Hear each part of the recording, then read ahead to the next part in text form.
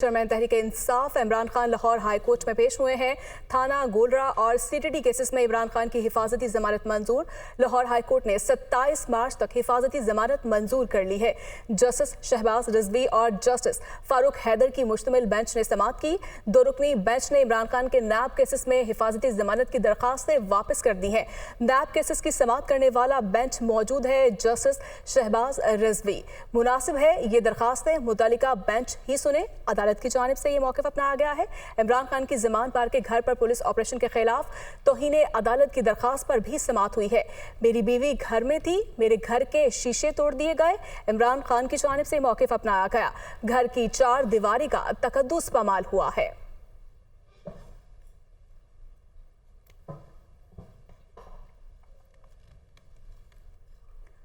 आगे बढ़ेंगे और बात करेंगे। वफाकी वज़ीर इत्तलात मरियम औरंगज़ेब ने कहा है कि दहशतगर्द छुपकर ही अदालत आते हैं, वक्त दूर नहीं मुंह छुपा कर आना पड़ेगा। एक ट्वीट में मरियम औरंगज़ेब ने कहा कि पुलिस के सर तोड़ने, पेट्रोल बम फेंकने, जुडिशल कॉम्प्लेक्स पर मुसल्लह झत्तों से हमलावर होने के बाद बीवी आपकी डर गई। मरियम नवाज के नैब सेल में कैमरा लगाकर अपने मोबाइल पे देखते थे। उस वक्त शर्म और हया थी। शहबाज शरीफ की बेटी के घर नैब को हमला करने का हुक्म देते शर्म आती थी।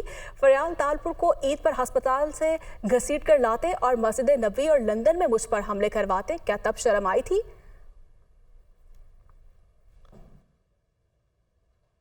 तहरीक इंसाफ के रहनुमा फवाद चौधरी ने कहा है कि पीटीआई एक बड़ी तहरीक के लिए तैयार है जिसका किसी वक्त भी आगाज हो सकता है। अवाम को फैसलों का हक देना पड़ेगा। आप टकराव की पॉलिसी से पीछे हटें, बातचीत की तरफ आएं। वो लाहौर में मीडिया टॉक कर रहे थे।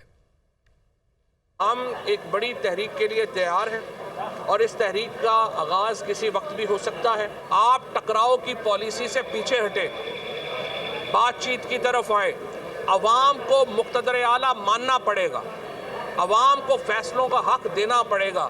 ये नहीं हो सकता कि आप कहें कि अवाम के फैसले जो हैं उनकी कोई हैसियत नहीं है और हम चंद लोग बैठ के फैसले कर लेंगे। जिन्होंने तहरीक इंसाफ के वर्कर्स के ऊपर इतना बड़ा जुल्म किया, हम उनको अदालतों में लेके जाएंगे और करार वाकई सज़ा जो है वो इनको होगी।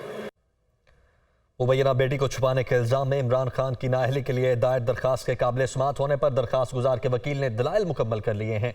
दौरान समाअत अदालत ने रिमार्क्स दिए कि कागजात नामजदगी में बच्चों की नहीं बल्कि ज़ेर कफालत अफराद की तफसीलात देना होती हैं। ये रिपोर्ट देखिए। चीफ जस्टिस आमिर फारूक की सरबराही में इस्लामाबाद हाई कोर्ट के 3 रुकनी बेंच के रूबरू इमरान खान की नाअहली के लिए दायर दरख्वास्त के काबिल समाअत होने पर दलाइल। दरख्वास्त गुजार के वकील ने मौक़िफ़ अपनाया कि इमरान खान ने कागजात नामजदगी के साथ बयान हल्फी में 2 बेटों और अहलिया की तफसीलात फ्राहम की, लेकिन बेटी को जाहिर नहीं किया। बेटी को जाहिर न करना बदनीयती के जुमरे में आता है। इमरान खान के वकील सलमान अकरम राजा ने कहा कि दरख्वास्त गुजार के वकील टेरियान से मुतालिक जो बयान हल्फी दिखा रहे हैं हम उसे तस्लीम करते हैं। चीफ जस्टिस आमिर फारूक ने रिमार्क्स दिए कि बयान में लफ्ज डिपेंडेंट लिखा है, बच्चों का नहीं लिखा हुआ। दरख्वास्त गुजार के वकील ने मुख्तलिफ अदालती फैसलों का हवाला देते हुए कहा कि इमरान खान पर इल्जाम है तो उसके दिफा में उन्हें खुद आगे आना चाहिए। जस्टिस मोहसिन अख्तर कयानी ने रिमार्क्स दिए कि अगर इस मामले में केस दायर करने का सबसे ज्यादा किसी का हक है तो वो टेरियान है। आप कह रहे हैं कि इमरान खान खामखा में बर्डन अपने ऊपर डाल लें। दरख्वास्त गुजार के वकील के दलाइल मुकम्मल होने पर अदालत ने समाअत 29 मार्च तक मुलतवी कर दी। जुडिशल कॉम्प्लेक्स इस्लामाबाद में पुलिस और अदालत पर मुसल्लह झत्तों के हमलों की तहकीकात के लिए JIT बनाने का फैसला किया गया है। JIT रियासती इदारों के खिलाफ अवाम को उकसाने, तशद्दुद पर भड़काने के जिम्मेदारों का तयन किया जाएगा। तफसीलात के लिए देखें ये रिपोर्ट। हुकूमती जमातों के इजलास में मुशावरत की रोशनी में JIT बनाने का फैसला। हाई पावर्ड मुश्तरका तहकीकाती टीम बनाने की समरी तैयार। JIT में वजारत दाखिला, पुलिस और हसास इदारों के अफसरान भी होंगे शामिल। JIT जुडिशल कॉम्प्लेक्स इस्लामाबाद में पुलिस पर तशद्दुद की तहकीकात करेगी और 7 दिन में अपनी रिपोर्ट पेश करेगी। तहकीकात में पेट्रोल बम हमलों, गलत तंजीमों के तरबियत याफ्ता अस्करी पसंदों से मुतालिक हकायक जमा किए जाएंगे। सरकारी इमलाक की तोड़ फोड़, आतिशजनी, कार्य सरकार में मुदाखलत और तशद्दुद के पहलुओं का अहाता भी किया जाएगा। JIT रियासती इदारों के खिलाफ अवाम को उकसाने, तशद्दुद पर भड़काने के जिम्मेदारों का तयन करेगी। JIT की रिपोर्ट की रोशनी में हुकूमत मजीद कानूनी कार्रवाई का फैसला करेगी। आगे बढ़ते हैं। महकमा मौसमियात ने रमजान मुबारक का चांद 22 मार्च को नजर आने की पेशगोई कर दी है। माहिरीन कहते हैं कि खुली आंख से चांद देखने के लिए इसकी कम अज कम उम्र 26 घंटे और उफ़क़ी ज़ाविया 8 से 10.5 डिग्री होना चाहिए। चांद का सर्कल मुकम्मल होने के लिए 29 दिन और कुछ घंटों का अमल दखल होता है। चांद की पैदाइश कैसे होती है, इस हवाले से ये खुसूसी रिपोर्ट देखिए।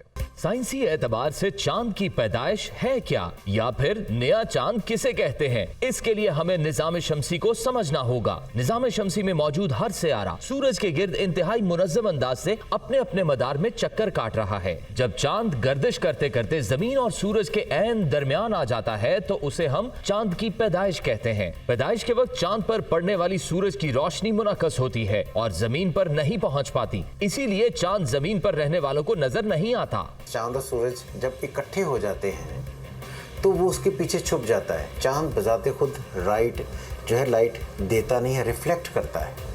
जब सूरज से वो आहिस्ता आहिस्ता दूर होना शुरू होता है और लाइट पकड़ता है तो उसमें वो आहिस्ता आहिस्ता 12 डिग्री तकरीबन 12 डिग्री 11.57-58 डिग्री वो पर डे चलता है। वो जिस तरह वो दूर होता चला जाता है तो उसकी शक्ल नज़र आना शुरू हो जाती है, जिसे हम कमरी एतबार से जब कैलेंडर में इस्तेमाल करते हैं तो हम ये कहते हैं कि यह चांद की पहली तारीख थी, 2 तारीख थी।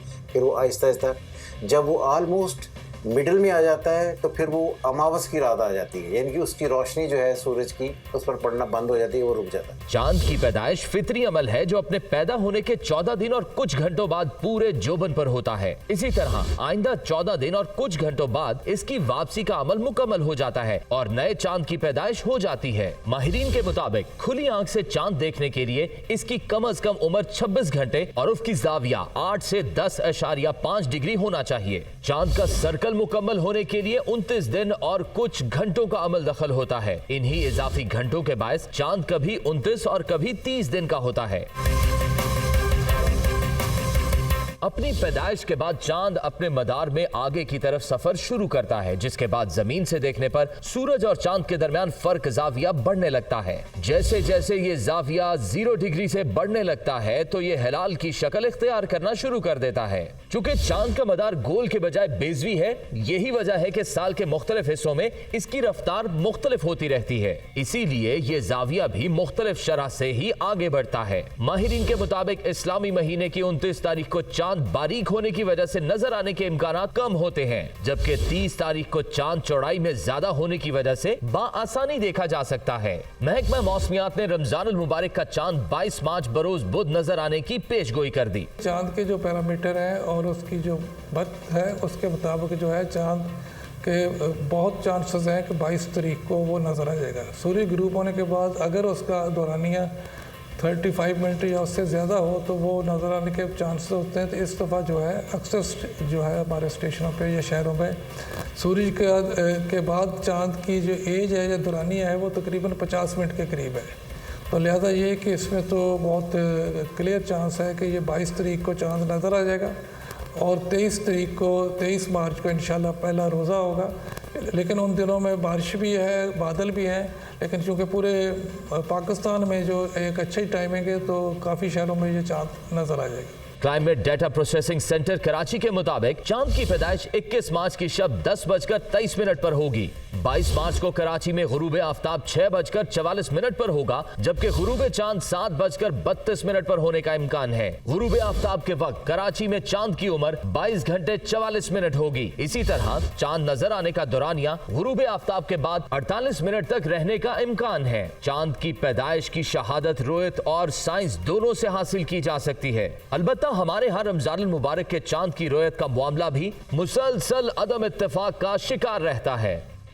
Welcome back. बात करेंगे। वज़ीर-ए-आज़म शहबाज शरीफ ने कहा कि बदकिस्मती से टीचर्स ट्रेनिंग का मयार ठीक नहीं, इसे बेहतर बनाने के लिए वज़ीर तालीम को सूबों के साथ मिलकर काम करना होगा। इस साल वफाकी हुकूमत तलबा में 1 लाख लैपटॉप्स तकसीम करेगी।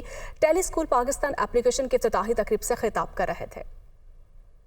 जदीद टेक्नोलॉजी के जरिए तालीम का फ़रोग़ ये हमारा मकसद हयात होना चाहिए। टीचर्स ट्रेनिंग की जो क्वालिटी है, जो मेरा तजुर्बा रहा पंजाब में 10 साल का, उस मयार की नहीं है जो कि होनी चाहिए। कहना ये चाहता हूँ कि इसके लिए वज़ीर तालीम को सूबों के साथ मिलकर एक मरबूत प्रोग्राम बनाना चाहिए।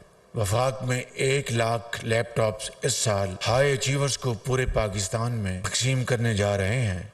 अगर हमने पाकिस्तान के अंदर अपने बच्चों को और बच्चियों को तालीम के जेवर से आरास्ता करना है, उनके हाथों में लैपटॉप्स देने होंगे। 1 लाख नहीं, लाखों लैपटॉप्स देने होंगे। दानिश स्कूल के मॉडल्स के ऊपर अब पूरे पाकिस्तान में, अब बलूचिस्तान में मैंने अल्हम्दुलिल्लाह प्रोग्राम बनाया है। इसमें दूर दराज इलाकों में उन बच्चों को ऑर्डिनरी तालीम भी हासिल नहीं है। उसके लिए इंशाअल्लाह हम मिलकर इंतज़ाम करेंगे। गुज़श्ता साल कुदरती आफत के बायस पाकिस्तान के लिए काफ़ी मुश्किल रहा। अमरीकी सफ़ीर डोनाल्ड ब्लूम की जानिब से कहा गया है सैलाब मुतासरा इलाकों में अब भी साफ पानी और खुराक की ज़रूरत है। अमरीकी सफ़ीर की जानिब से मज़ीद भी कहा गया कि अमरीकी हुकूमत सैलाब मुतासरीन के लिए $20 करोड़ फराहम कर रही है। अमरीकी हुकूमत मुश्किल घड़ी में पाकिस्तान के साथ है। अमेरिका की पाकिस्तान के साथ इकॉनमिक ग्रोथ की एक तारीख है। अमरीकी सफ़ीर की जानिब से गुफ्तगू की गई है। गुज़श्ता साल कुदरती आफत के बायस पाकिस्तान के लिए काफ़ी मुश्किल रहा। सैलाब मुतासरा इलाकों में अब भी साफ पानी और खुराक की जरूरत है। अमरीकी हुकूमत सैलाब मुतासरीन के लिए $20 करोड़ फराहम कर रही है। वज़ीर आज़म रमज़ान रिलीफ पैकेज पर अमल दरामद शुरू हो चुका है। रमज़ान पैकेज के लिए यूटिलिटी स्टोर्स को फंड्स भी जारी कर दिए गए हैं।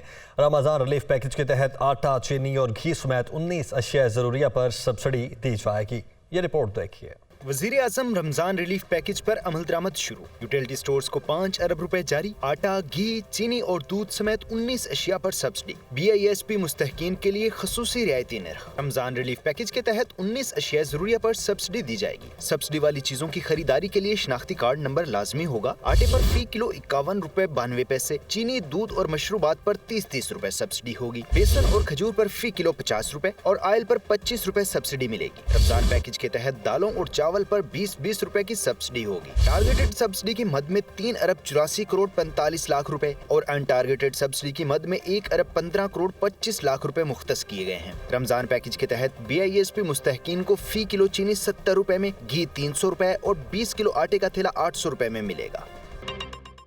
इंटरबैंक और ओपन मार्केट में डॉलर की कीमत में कमी रिकॉर्ड की गई है। दूसरी जानिब पाकिस्तान स्टॉक एक्सचेंज में 40 पॉइंट्स की कमी हुई है। इंटरबैंक में डॉलर 11 पैसे कमी के बाद 283 रुपए 92 पैसे पर बंद हुआ। इंटरबैंक की तरह ओपन मार्केट में भी डॉलर के रेट कम हो गए। करेंसी डीलर्स के मुताबिक ओपन मार्केट में डॉलर 50 पैसे कमी के बाद 285 रुपए में फरोख्त हुआ।